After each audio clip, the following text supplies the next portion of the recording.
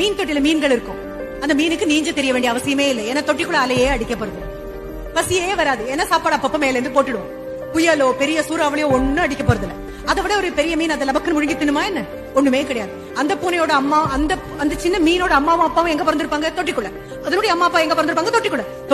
தொட்டிக்குள்ளேயே இருந்து beautiful colour fish in an aquarium.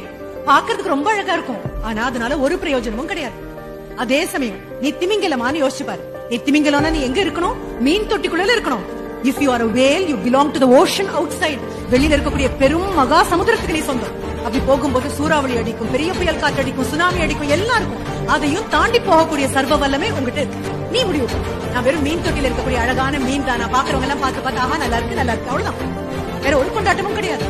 அதே சமயம் உலகத்துடைய மிகப்பெரிய ஜீவியான திமிங்கலமாக மாறும்பொழுது எல்லா பிரச்சனையும் வரும். ஆனா எதை பத்தியும் கவலை கிடையாது. எல்லாத்தையும் எதிர்கொள்ளக்கூடிய எல்லா சக்தியும் எனக்கு இருக்கு அப்படின்னு முடிவு பண்ணிட்டேன் அப்படின்னா ரொம்ப அழகாக இருக்கும்.